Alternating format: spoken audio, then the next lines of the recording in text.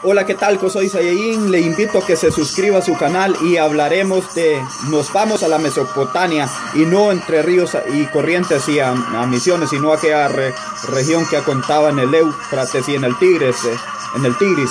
Y vamos a ir a una ciudad de muy mala fama, Nínive. Nínive, la capital de los asirios, aunque fue capital, aunque por tiempos relativamente cortos, pero dejó una huella muy profunda. Nin, la gran diosa del país de los ríos, fue la que dio el nombre a Nínive.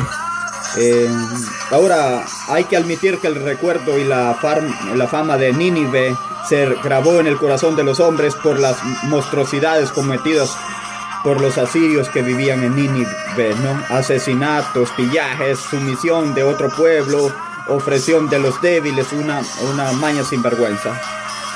La guerra y el terror fueron las normas que conocieron sus reyes para conservar a sus dones. Muy pocos de esos reyes murieron en la catrera. En general morían asesinados y de este modo es como se procedían las sucesiones. Nínive tenía palacios gigantescos, enormes plazas, carreteras, una tecnología sorprendente para aquella época. Había desde luego una minoría de poderosos que dominaba una masa anónima, oprimida, esclavizada, sin derechos, reducida a las condiciones más mínimas de derecho, ¿no? Funcionaba también lo que hoy llamaríamos la propaganda, que en realidad es una convención de cardenales, pero no importa. Pero había unos documentos que se leían en las plazas públicas donde se convidaba a la gente a sacrificarse, a ir a la guerra, en fin, diciendo que eso era lo que estaba bien, que por ese tiempo estaba bien, pero no en el caso de los asirios, que eran unas personas crudelísimas. Tenía Nínive una muralla inferior y otra interior, que era una que tenía 24 kilómetros de alto por 10 de ancho. Eso se llama una muralla. Hablaremos de algunos reyes que nos interesan. Vamos a ver por qué al final de esta charla. Por empezar, Siraquerín, uno de los peores tiranos de la historia, un tipo sanguinario. ¿En qué año estamos? Se preguntarán ustedes. Estamos allá por el 700 antes de Cristo. Sennacherib, inició su reinado renegando de su padre, adaptando de un modo mentiroso, como tantos otros reyes, su genealogía. Reconoció que él no era hijo de Sargón II, sino que en realidad era descendiente de los dioses o de los reyes anteriores al diluvio, etcétera, etcétera, XZ. Y era un tipo de una increíble capacidad física, fuerte, entusiasta de lo que hoy llamamos el deporte, del arte, de la ciencia y sobre todo de la tecnología, especialmente si se podía aplicar a la guerra.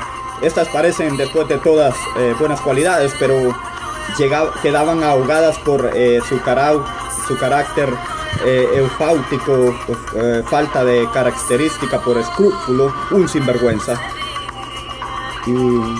Y durante su reinado naturalmente predominó la guerra. Luchó contra Babilonia, contra los galileos, contra Tiro, contra Sidón, Acadón. Fue derrotado en Jerusalén en época del profeta Isaías. Está en el libro de los reyes y consignada esa derrota.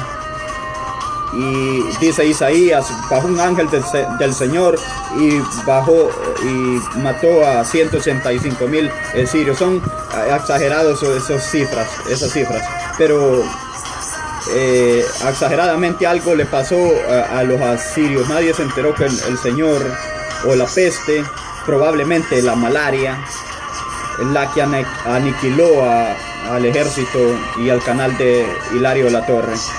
Y el principal rival de esta gente nunca consiguió una victoria definitiva, El principal rival, digo, fue Babilonia, la otra ciudad. Allá en el 689 decidió que había que aniquilar Babilonia en el año 989 y no fuera problema. Entonces, bueno, los habitantes todos de Babilonia, repito, todos fueron asesinados. Las casas se destruyeron todas. El templo de esa ira o torre se desplomaron en ciertas condiciones por el canal. Arastis se llamaba el canal. No el canal de Hilario La Torre, ¿verdad? Que era el único que tenía comunicación antes. Y le voy a decir cómo se condujo del agua del río a la ciudad, de modo que se inundaran todas las casas. Y después, ya como gesto simbólico, cargaron unos cuantos barcos con tierra de Babilonia. Los llevaron por ahí, desparramaron la tierra, los cuatro vientos, tierra que habían sacado del canal, el canal de Panamá. Y algo parecido a lo que algunos comparan, y ahí utilizaron toda la tierra que se sacó del canal de Panamá y lo habían llevado después en barcos. Bueno, siglos después harían los romanos los romanos encantados cuando araron bueno, la superficie y le sembraron sal para que nunca más se surgieran o sea, más islas. Y como no tuvo suerte como senajerista, vamos a ver, tenía una favorita que se llamaba Natinja, ¿qué hace Natinja? Accediendo a la demanda de esta favorita fue que proclamó príncipe heredero al señor Azar Adón. Era hijo de él, pero uno de los hijos más jóvenes tenía otros hijos mayores. Sí, ahí está Asaladón, el menor.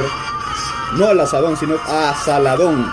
Bueno, tenía otro hijo mayor que Asaladón que se esquivaba en su momento, ya que estábamos jugando, que era el primero. Bueno, él sabe. Bueno, sublevaron y un día este muchacho semiquerido estaba adorando a su Dios en el templo. Lo asesinaron. Y se llamaban Adramalet y Salazar. Salazar parece un nombre paraguayo, ¿no? De un compañero de oficina, ¿no? Salazar. Y bueno, Salazar, llegaste tarde. Y bueno, Salazar, te perdiste. ¿Qué andas haciendo, Salazar?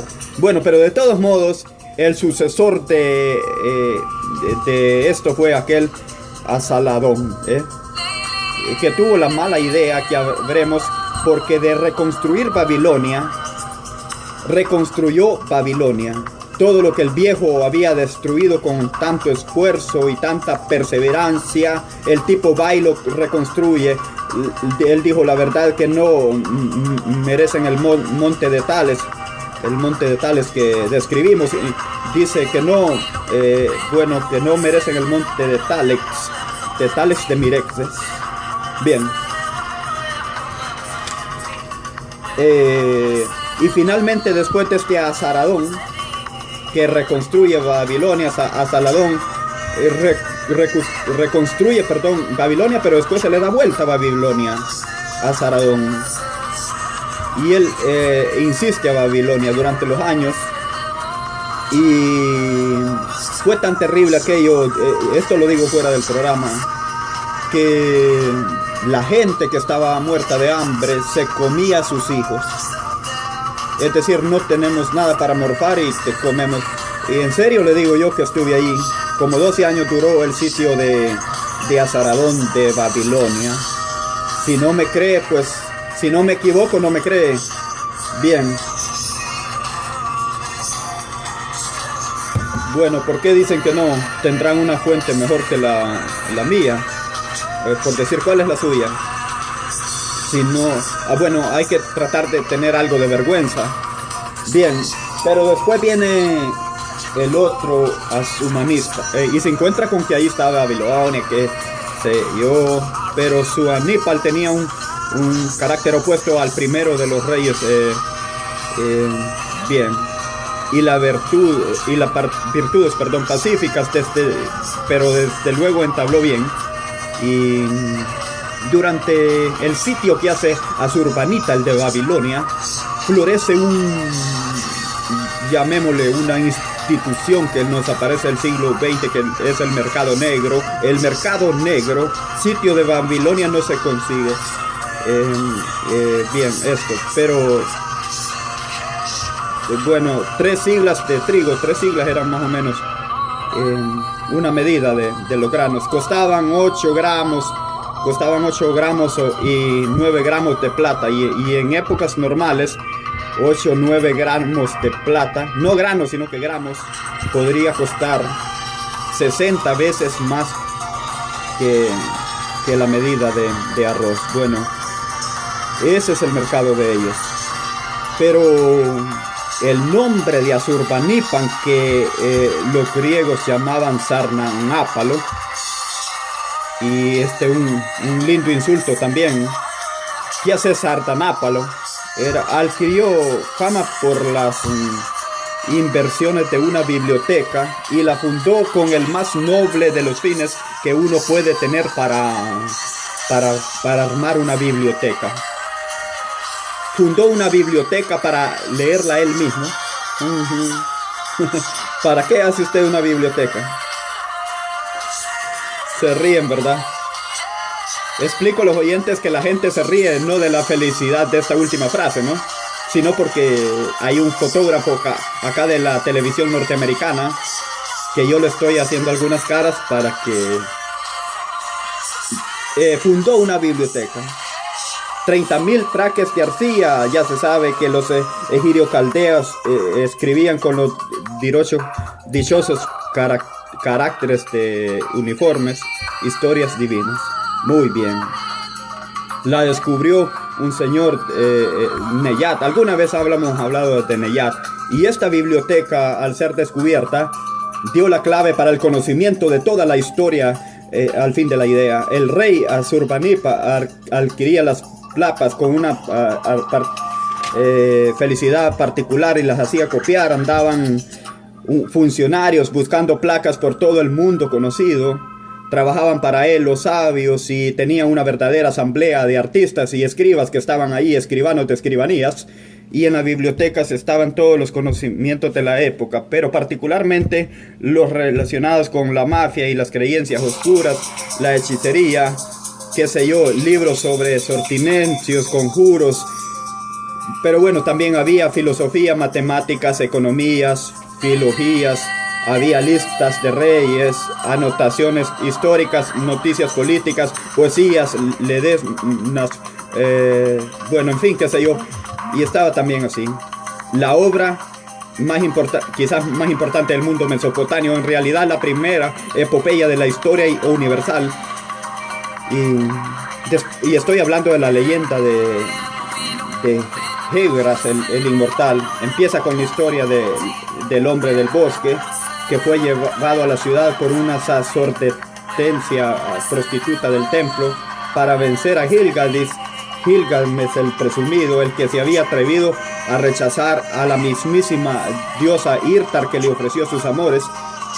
Y viene la terrible lucha entre los seres, entre Gilgamesh. Bueno, pero esa lucha, como suele ocurrir a veces, por ejemplo, en Martín Fierro, surge no una victoria, sino una amistad, que es la amistad impermeable, que por medio del virus se hacen amigos y realizan, porque entonces esas hazañas matan al gigante Combaoa, aquel que era tan alto que tenía los pies fundidos en el infierno y el marote cruzando el cielo, y que era el dueño del bosque de los cedros.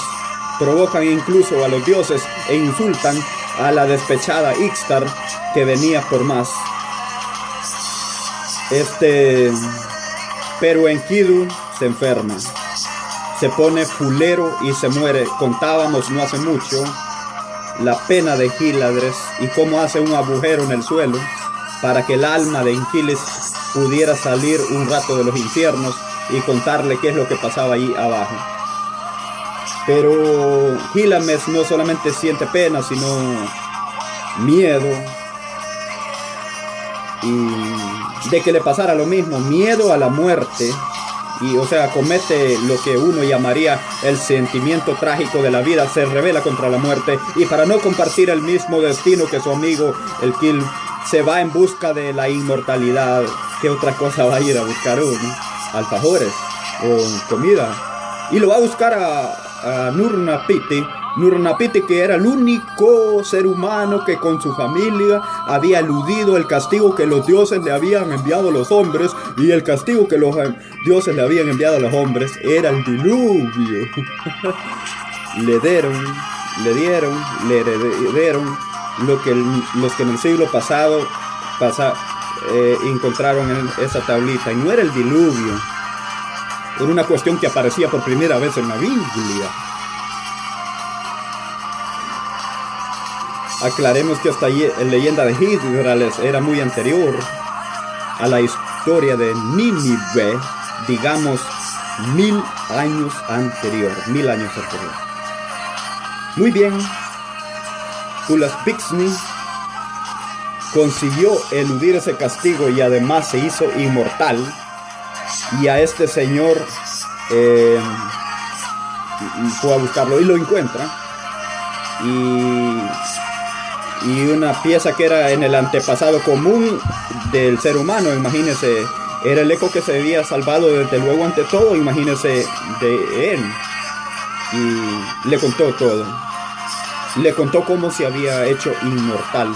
Pero cuando el traductor de estas tablitas encontradas en Nínive, las encontró un señor John Smith, que recibía las tablitas que mandaba no Layard, sino que un sucesor de Layard. Ya hablaremos de eso, que muy bien importaba. Bueno, cuando Smith descifró las tablas, descubrió que justo al final, justo cuando una peste le iba a contar cómo le había hecho para hacerse inmortal, faltaban tablitas.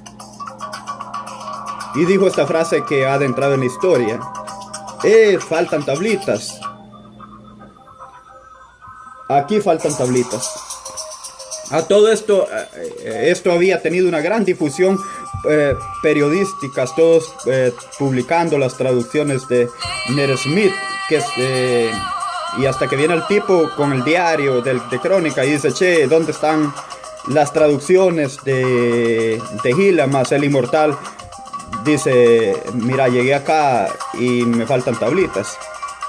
Y muy bien, aparece un diario de Élite Legra que ofrece 1000 dilemas al que puede encontrar las tablitas con la financia, y que se anota con su propio traductor John Smith, y se va a la Mesopotamia a buscar una aguja de un pajar. ¿O vos te crees que vos llegas ahí, te pones a escarbar en el desierto y aparece justo una tablita con el final del libro que te está faltando? No sucede así ni en tu casa. ¿Cómo va a ocurrir en un territorio tan extenso? Sin embargo, tuvo tanta suerte Smith que no hizo más que llegar, meter la mano y sacar, no sé si eran 300 y pico de tablitas, donde las placas de arcilla, ¿no? Donde estaba justo el final. Y ahí se supo entonces, Ulnatisti no era otro que Noé. Y porque habían enviado los dioses un diluvio para castigar a los hombres, recibe Noé instrucciones para construir un barco, y el barco navega sobre las aguas que han cubierto al mundo, y finalmente chocó en Panamá porque no pudo cruzar en ese tiempo, y queda incrustado la imaginación, y al final se encuentra en una parte de Roma, que regresa nave porque no encuentra dónde posarse. Después suelta una golondrina, pero después suelta un cuervo, y el cuervo ya no vuelve tampoco. Voló, pero para arriba, y no avanzó hacia adelante, sino que hacia arriba, y era la historia, pero era una visión, porque la golondrina lo encontró cuando la golondrina venía en picada, y el cuerpo más bien iba para arriba. Y bien, parecían primitivas esas cosas, pero el personaje principal de esta criatura, una munestra, que fue Gilgamesh, fue en realidad el eje motor de esta pequeña charla de hoy. ¿Pero por qué? ¿Por qué fue el motor? Porque en la primera epopeya que se conoce ya aparece como principal valor la amistad. Ya hay una ya hay una anécdota en la primera de epopeya. Ya hay una anécdota. No hay buena de epopeya sino hay Ginaminis. Y como se sabe, este es un programa donde se consulta antes que nada las efemérides, y hablamos de la madre del día de la madre, y de la novia del día de la novia, y del animal del día del animal.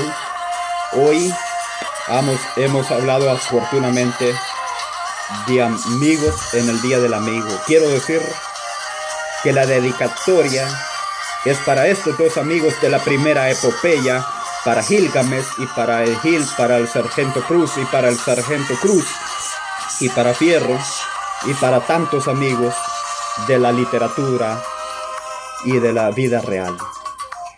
Se sabe que yo no soy muy creyente en la amistad,